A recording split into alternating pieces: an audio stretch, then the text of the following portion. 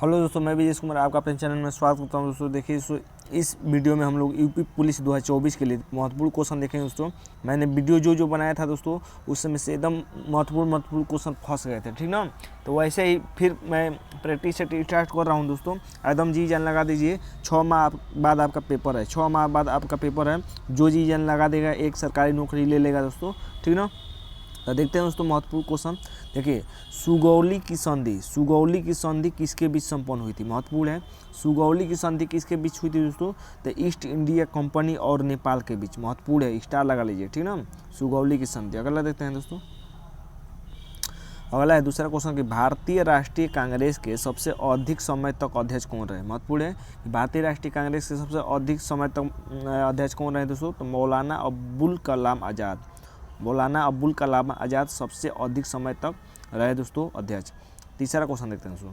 तीसरा है कि सैंधव सभ्यता के ईंटों का अलंकरण किस स्थान से मिले हैं? महत्वपूर्ण है। ईंटों का अलंकरण देख रहे हैं दोस्तों, क्वेश्चन का लेवल देखिए, क्वेश्चन कितना जबरदस्त इसमें है। एकदम ऐसे एग्जाम में पूछा था, ठीक ना।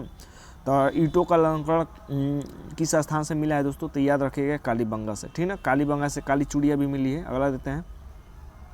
शक समौत ईसवी सन से कितने वर्ष पीछे है?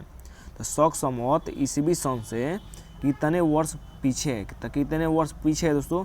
तो 78 वर्ष। कितने? 78 वर्ष, यानी 34 का ऑप्शन बी हो जाएगा, याद रखिएगा। शक समौत की शुरुआत कब हुई थी? तो 78, ये याद रखिएगा, 78। अगला देते हैं दोस्तों कि मुगल साम्राज्य के विघटन के बाद कुतुब शाही वंश ने शेष शासन किया। तो कुतुब शाही जो वंश था कहाँ से शासन किया दोस्तों? मुगल साम्राज्य जब विघटित हो गया था, तो ठीक ना। तो महत्वपूर्ण ये भी है, तो ये याद रखिए, गोलकुंडा से कुतुब शाही वंश ने शासन किया था। महत्वपूर्ण है। अगला 36 नंबर दोस्तों कि मराठा योद्धा शिवाजी के पिताजी कौन थे? मराठा योद्धा शिवाजी के पिताजी का क्या नाम था? ठीक है, महत्वपूर्ण है। देखिए, ऑप्शन आप देखेंगे ना तो कंफ्यूज हो जाएंगे। नाना सांबाजी, नाना जी, पेशवा जी, शाहजी भोसले। वैसे एग्जाम में लिए गए, वैसे ही क्वेश्चन मैंने लिया दोस्तों जो एग्जाम के लिए महत्वपूर्ण है। तो शाहजी भोसले याद रखिएगा, ठीक ना। अगला देखते हैं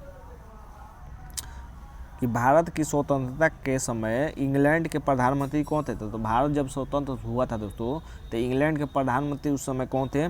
तो लॉर्ड क्लीमेंट इटली थे, ठीक ना। और मान लीजिए, अगर देश अपना आज़ाद होगा, स्वतंत्र होगा, तो हम लोग इटली तो खाएंगे ही, ठीक ना, याद रखिएगा। अगला देखते हैं।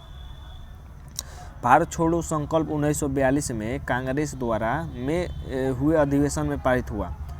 कह रहा कि भारत छोड़ो संकल्प जब 1942 में कांग्रेस द्वारा किस अधिवेशन में पारित हो गया था, ठीक है। तो ये भी महत्वपूर्ण है, तो याद रखें दोस्तों, मुंबई के अधिवेशन में भारत छोड़ो लागू हो गया था, ठीक है, अधिवेशन पारित हो गया था। महत्वपूर्ण है। 38 का डी याद रखिएगा। अगला देखते हैं। अगला है कि कैबिनेट मिशन का इनमें से किसने नेतृत्व किया है? कैबिनेट मिशन जो था दोस्तों, इनमें से किसने नेतृत्व किया है, ठीक है। तो 39 का याद रखिएगा दोस्तों, पैथिक लॉरेंस याद रखिएगा, महत्वपूर्ण है, ठीक ना, एकदम महत्वपूर्ण है। इटली के बारे में हमने अभी जाने की स्वतंत्रता के बाद समय ये इंग्लैंड के प्रधानमंत्री थे। सती प्रथा को किसने अवैध घोषित किया? तो ये किया दोस्तों लॉर्ड विलियम बेंटिंक ने।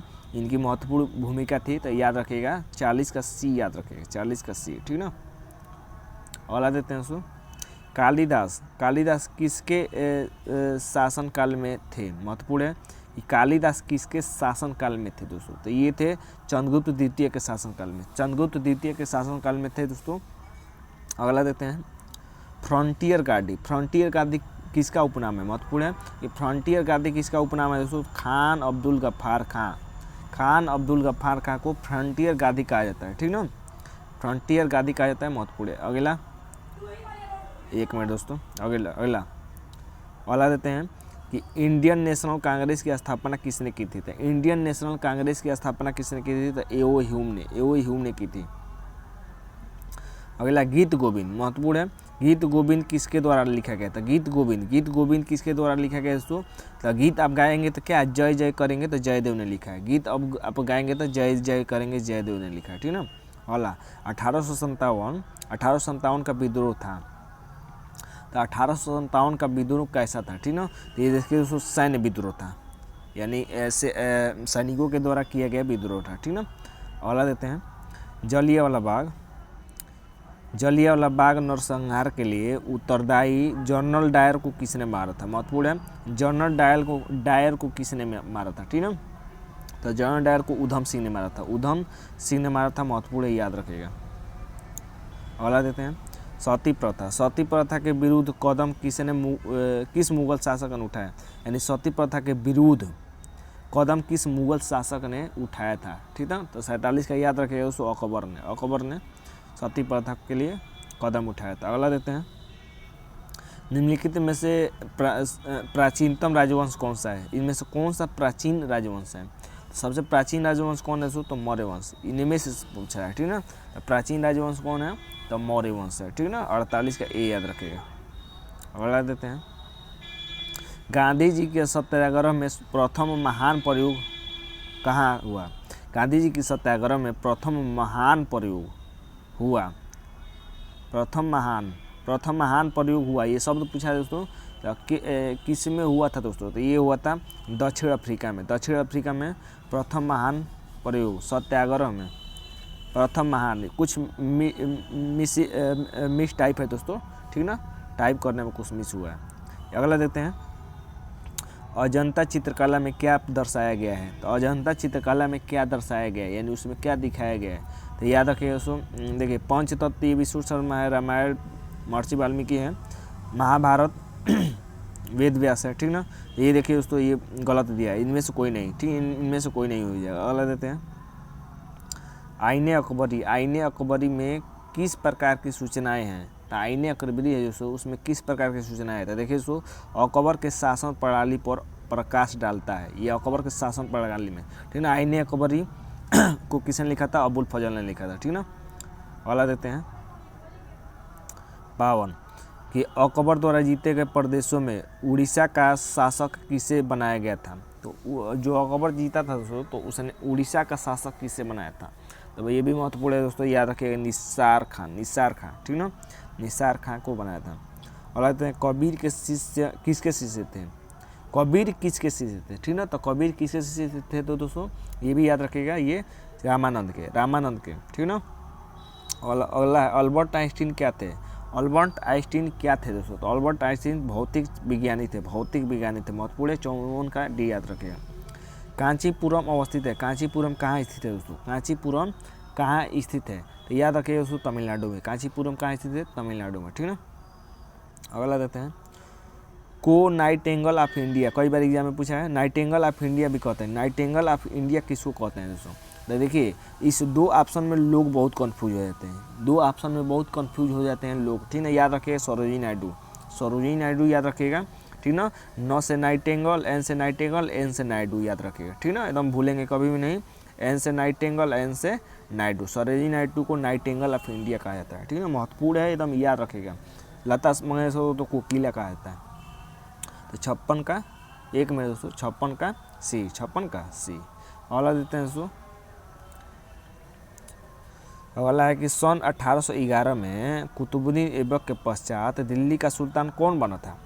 ये देखिए अगर एग्जाम में आएगा तो आप भूलिएगा नहीं। तो कुतुबुद्दीन ऐबक के बाद सन 1811 में कुतुबुद्दीन ऐबक के पश्चात दिल्ली का सुल्तान कौन बनता था दोस्तों, इल्तुतमिश। ये 1811 नहीं रहेगा दोस्तों,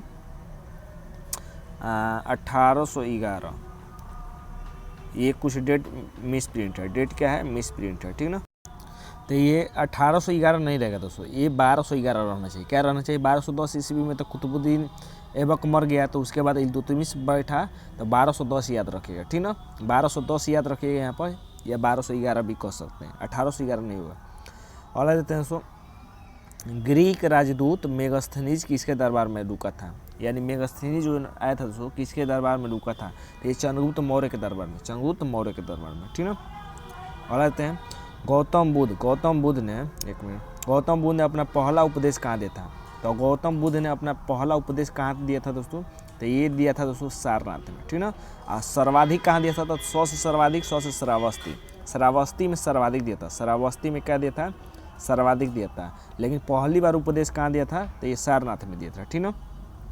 उनका जन्म कहाँ हुआ था दोस्तों, तो गौतम बुद्ध लुब जन्म ले रहे थे तो लुम्बिनी में हुआ था, लुम्बिनी में लुब जन्म ले रहे थे तो लुम्बिनी में, ठीक ना। एकदम ट्रिक से याद रखिएगा कि एग्जाम में याद रहे, ठीक ना। अगला देते हैं दोस्तों, कुशीनगर में उनकी मृत्यु हो गई थी। डॉक्ट्रिन ऑफ लैप्स यानी हड़प नीति किसने आरंभ की थी, महत्वपूर्ण एग्जाम में कई बार पूछा है। तो हड़प नीति किसने स्टार्ट की थी दोस्तों, किसने शुरू की थी, तो लॉर्ड डलहौजी ने डॉक्ट्रिन ऑफ लैप्स या हड़प नीति उसको कहते हैं शुरू किया था। अगला है दोस्तों, विजयनगर साम्राज्य के खंडहर किस नदी पर स्थित है। जो विजयनगर साम्राज्य का खंडहर है दोस्तों किस नदी पर स्थित है दोस्तों, तुंगभद्रा नदी पर। अगला देते हैं, मुगल शासक जहीरुद्दीन मोहम्मद किस नाम से विख्यात था।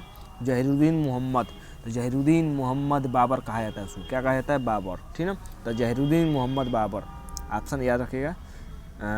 63 और 2 क्वेश्चन है दोस्तों।